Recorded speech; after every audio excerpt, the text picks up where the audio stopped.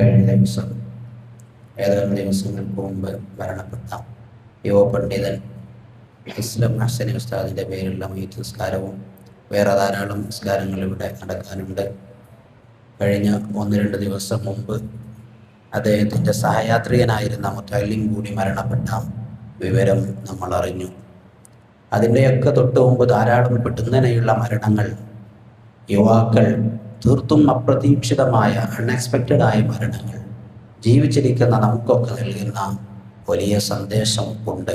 മഹാനായ ഇബ്നു ബത്തൂത്തൽ മിസ്രി റളിയല്ലാഹു അൻഹു ആ ഉപദേശങ്ങൾ നമ്മൾക്ക് നൽകിയതാണ് ഖുതുബയിൽ സൂചിപ്പിച്ചിട്ടുള്ളത്. നാം എല്ലാവരും ഏത് സമയത്ത് അവസാനിക്കുമെന്നറിയാതെ നിൽക്കുന്നവരാണ്.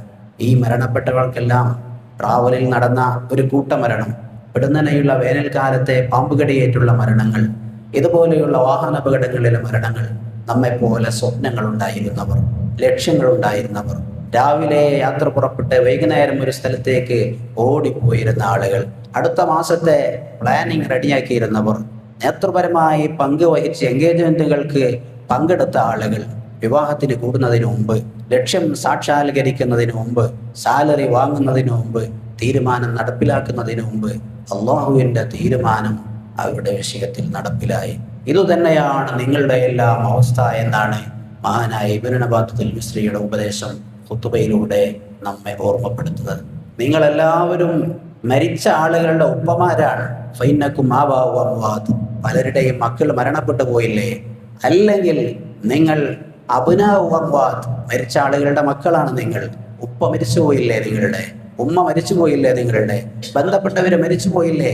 മരിച്ചവരുടെ മക്കളാണ് നിങ്ങൾ, മരിച്ചവരുടെ രക്ഷിതാക്കളാണ് നിങ്ങൾ.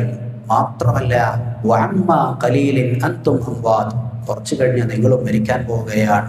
അതുകൊണ്ട് ഏത് സമയത്തും നമ്മുടെ ഈ ജീവിതം അവസാനിക്കുമെന്നും അതിനുശേഷം നമുക്ക് ഒരിക്കലും സൽക്കർമ്മങ്ങളും സുഹൃതങ്ങളും ചെയ്ത് രക്ഷപ്പെടാനുള്ള അവസരമില്ല എന്ന ചിന്ത നമ്മുടെ ജീവിതത്തിൻ്റെ നിഖില മേഖലകളിൽ നമ്മെ സദാ വിരിച്ചുകൊണ്ടേയിരിക്കേണ്ട ഒരു ചിന്തയാണ് അത് എന്ന് അതാണ് മഹാന്മാരായ അഇമ്മത്തെ ഉലമാഅ് വിശുദ്ധ ഖുർആനിൽ അല്ലാഹു തആല എല്ലാം ഓർമ്മപ്പെടുത്തുന്നത്. ദുനിയാവിലെ മഈശത്തിന് വേണ്ടിയുള്ള ഓട്ടത്തിനിടയിൽ ഹലാലായ ധാരാളം പ്രവർത്തനങ്ങൾക്കിടയിൽ നമ്മുടെ നാളെ നഷ്ടപ്പെടുന്ന പ്രവർത്തനങ്ങളോ ചിന്തകളോ വാക്കുകളോ പ്ലാനിങ്ങുകളോ പദ്ധതികളോ തീരുമാനങ്ങളോ പ്രവർത്തനങ്ങളോ ആവരുത് എന്ന നിർബന്ധം മുഅ്മിനായ മനുഷ്യനുണ്ട്. അതുകൊണ്ട് വഅമലു യാ ഇബാദല്ലാഹ് വൽ അമലു യൻഫഅ, ഇപ്പോൾ നിങ്ങൾ അമൽ ചെയ്യുക, ഇപ്പോൾ ചെയ്ത അമൽ സ്വീകരിക്കപ്പെടും. നിങ്ങളുടെ ആത്മാവ് നഷ്ടപ്പെട്ടതിന് ശേഷം നിങ്ങളുടെ ഒരു സൽക്കർമ്മത്തിനും ഒരു സ്വീകാര്യതയും ഇല്ല. വൽ ഇഅ്തിദാറു യുസ്മഅ, പറ്റിപ്പോയ കുറ്റങ്ങൾ അല്ലാഹുവിനോട് ഏറ്റു പറഞ്ഞാൽ ഇപ്പോൾ അത് സ്വീകരിക്കപ്പെടും. പിന്നെ നരകത്തിൽ വെച്ചും ഖബറിൽ വെച്ചും ചങ്ക് പൊട്ടി ആർത്ത് വിളിക്കുന്നവരുടെ ഉദ്ധരണികൾ വിശുദ്ധ ഖുർആൻ നമ്മുടെ മുമ്പിൽ വെക്കുന്നു. പക്ഷേ ഒരിക്കലും അത് സ്വീകരിക്കപ്പെടുകയില്ല. സമയം കഴിഞ്ഞു പോയി, തൗബയുടെ വാതിൽ അടഞ്ഞു പോയി, അമലുകൾ ചെയ്യേണ്ട സമയം കഴിഞ്ഞു പോയി, ഇനി നന്നാവണമെന്ന് തോന്നിയിട്ട് യാതൊരു കാര്യവുമില്ല. എപ്പോഴും പ്രസക്തമായ വാക്കുകളാണ് ഇവയെന്ന് നമ്മുടെ പരിസരങ്ങളിൽ നടന്നുകൊണ്ടിരിക്കുന്ന പെടുന്നതിനുള്ള എല്ലാ ആക്സിഡന്റുകളും എല്ലാ തരത്തിലുള്ള മരണങ്ങളും നമ്മെ ഓർമ്മപ്പെടുത്തുന്നു. ആ മരണങ്ങളിൽ മരണപ്പെട്ടു പോയവരെ അകപ്പെടാനും നമ്മൾ അകപ്പെടാതിരിക്കാനുമുള്ള ഒരു വേർതിരിവും ന്യായവും നമുക്കിടയിൽ ഇല്ല എന്നത് നമ്മെ ആ കാര്യത്തെപ്പറ്റി ഏറെ ചിന്തിപ്പിക്കുന്നവനാവണം.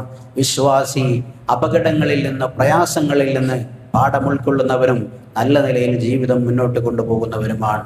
അല്ലാഹു സുബ്ഹാനഹു വ തആല നമുക്കെല്ലാം അവൻ അനുവദിച്ചു തന്ന കാലത്ത് അവൻ്റെ പൊരുത്തത്തിലായി ജീവിക്കാൻ തൗഫീഖ് നൽകുമാറാവട്ടെ.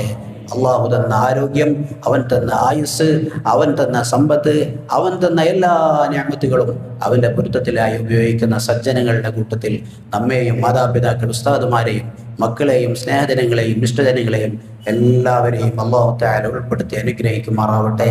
നമ്മുടെ പള്ളിയുമായി ബന്ധപ്പെട്ട് സഹകരിച്ചവർ, സഹായിച്ചവർ, ഇതിനുവേണ്ടി പ്രവർത്തിച്ചവർ പലരും ഖബറിലാണ്. എപ്പോഴും ദർസുമായി ബന്ധപ്പെട്ട് സഹായങ്ങൾ നൽകിക്കൊണ്ടിരിക്കുന്നവർ അവർ പലരും അവരിൽ നിന്ന് മരണപ്പെട്ടു പോയവരുണ്ട്, ജീവിച്ചിരിക്കുന്നവരുണ്ട്. മരിച്ചു പോയവർക്കെല്ലാം അള്ളാഹു ഇതിൻ്റെ സവാബ് നൽകി അവരുടെ ആഖിറത്തിൽ സന്തോഷം നൽകുമാറാവട്ടെ. ജീവിച്ചിരിക്കുന്നവരുടെ പ്രയാസങ്ങളും വിഷമങ്ങളും ദുഃഖങ്ങളും എല്ലാം അള്ളാഹു മാറ്റിക്കൊടുക്കുമാറാവട്ടെ. ഹലാലായ മുഴുവൻ ഉദ്ദേശങ്ങളും അള്ളാഹു പൂർത്തിയാക്കി തരുമാറാവട്ടെ.